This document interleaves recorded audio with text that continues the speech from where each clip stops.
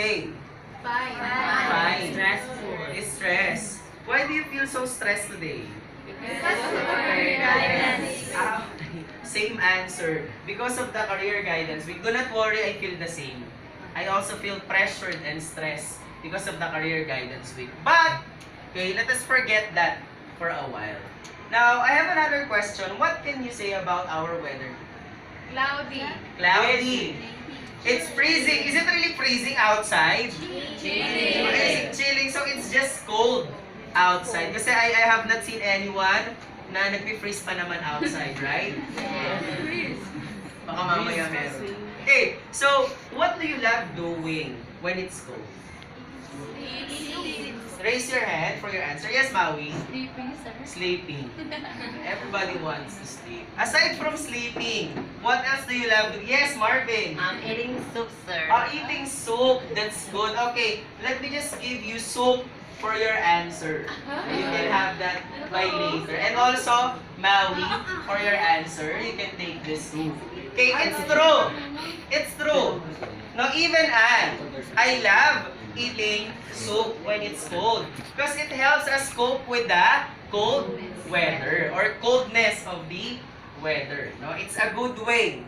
No, it's a good way to keep ourselves warm. Instead na you look for someone to hug, someone to cuddle, why not just make a soup? Okay? So you will enjoy the day eating or pigging. Okay. So, our lesson for the third quarter is all about sauces, stocks, and soups. Okay. So, here's your answer, soup. But today, we will first focus on making stocks. Okay? And then later on, or after a few days of discussing all of these, you should be able to differentiate the three. What's the difference of sauces, stocks, and soups from each other? Today is going to be a special session because we will be making use of our computers for you to view an identical video. We will be doing this batch by batch, so all of the things will be projected on your computer. Are you ready? Yes.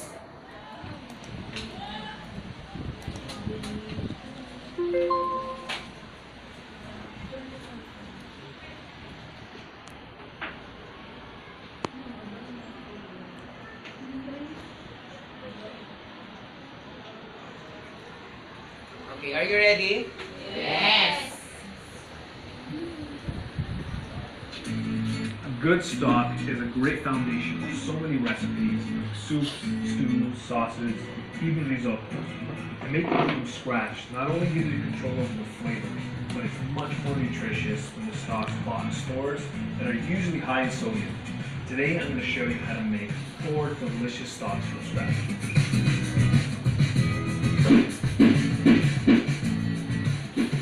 Starts with a base selection of vegetables.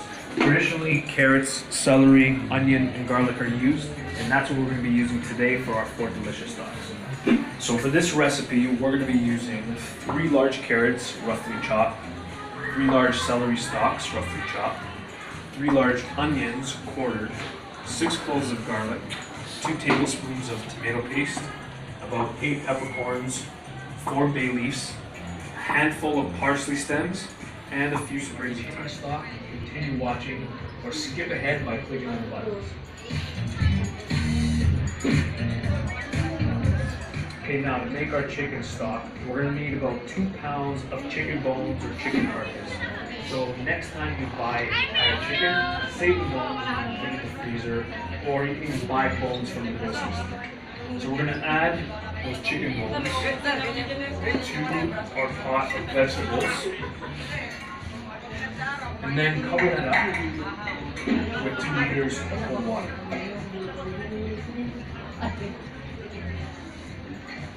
Okay, we're going to let this boil, and once it boils, reduce the heat below, and let it simmer for about 2 to 3 hours. When you're cooking with chicken bones, sometimes there's a foam that can form at the top.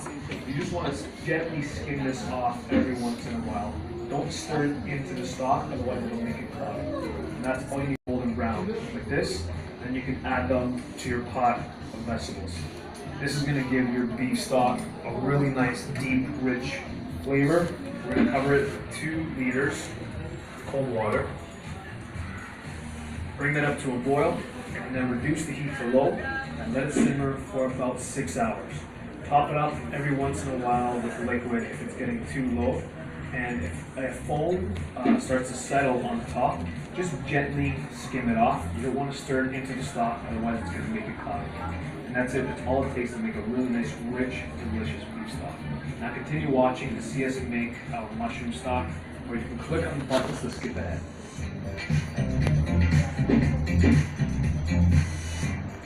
So now for a stock that's still super delicious, but very quick. Skip the vegetables. Start with 1 cup of dried mushrooms into a glass jar. So that's all about making stocks. Do you think it's easy to make stocks? Maybe. Yes. No. How is making stock different from the usual way of cooking? Example, when you cook tinola, when you cook, let's say, sinigang, nilaga.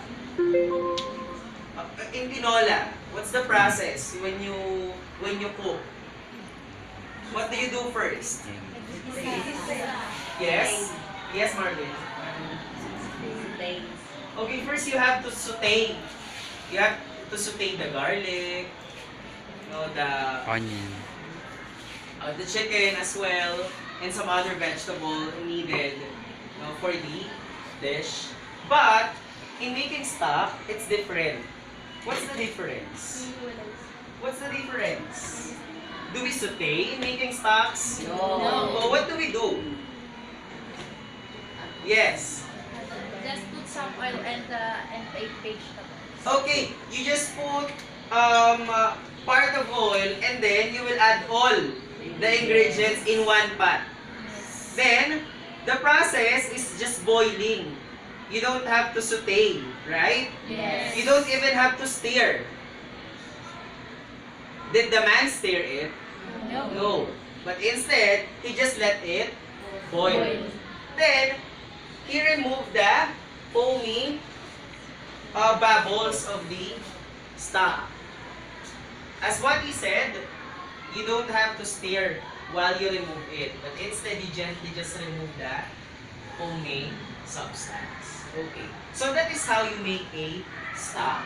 There will be questions regarding that, which will be posted in your Google Classroom. And I will be giving you a deadline until just tonight for all your answers. Okay? And then, for you to be able to easily find answers using the net, I will let you use the EcoAsia. Okay, now, so what is EcoAsia? EcoAsia is a search engine, guys. And it's for an environmental awareness day. Okay? So, we may be enjoying the weather today, but not during summer. Right? Yes. It's very hot. And this is because of different damages we are causing our environment or Mother Earth. Okay, so take a look at this, guys. This is what our place is supposed to be. Clean and green, right? Oh, that's a good picture of Earth. But with what we are doing to our environment, we are causing damages. And also, this is causing harm to us, people. It's landslide, flash flood. And most of the time, there are illegal loggers. No, illegal logging. So there are people who are logging illegally. Whenever you cut a tree, you should be replacing it with how many trees? 10. In every one tree you will cut, you should replace it with 10, not trees. You cannot replace it right away with 10 trees. But you will replace it with seedlings. So 10. Not all of us, class, has the capacity of really replacing all the trees. Tama? But we can always make a way to care for our environment. And using the technology, since you are all in this generation, you are in this techie generation, let us make advantage, or let us take advantage of your being in the techie generation. So that's why instead of planting trees, we can make use of Eco-Asia. Now, what happens when you use Eco-Asia? Every time you use this search engine, there will be number of trees planted which will be added. So, it's like, it's their way of generating fund so that we can help in planting trees even though we are not really planting. So, aside from being very expert when it comes into technology, I think it's also time for you to use that technology to care for our environment.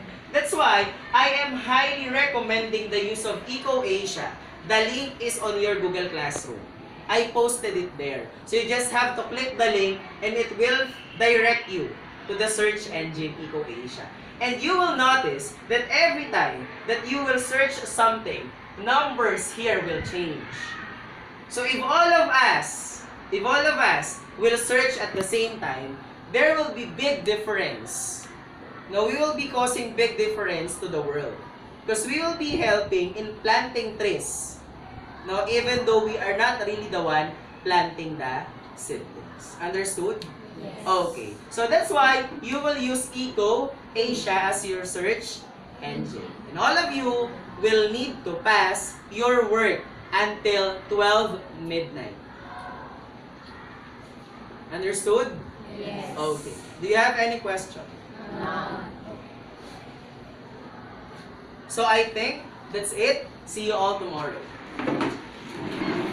Goodbye. Goodbye, and thank you, Sir Arandia. Have a nice day. Okay, so it's night time and I think it's about for me to check if my students answered the question I posted through the Google Classroom. I told them that I will wait until 12 in the midnight and it's 10:36 on my clock. So I am hoping most of them hopefully answered the question. So let's check it out using the Google Classroom. There are two ways which I can check my Google Classroom. Either I use my phone with my Google Classroom app or I use my laptop. So for the time being, I will use my cell phone to check if there are answers to my question. So here's the application. Then let's open it. I'll go to my Sampaguita class. Then here is my question. Let us open it. Student answers. I think there are students who already answered. There are turned in notifications. So now, I will check it using my laptop to read the answers of my students. Okay? Stop muna. Now, let us check it using my laptop. So first, we open the browser. And as you can see, I am using Eco-Asia as my search engine. The same as with what I told my students, we should use this so that we can help in protecting or rebuilding our Mother Earth. So I will search for Google Classroom since I do not have the app on my laptop. Then let's go here to my Google Classroom account.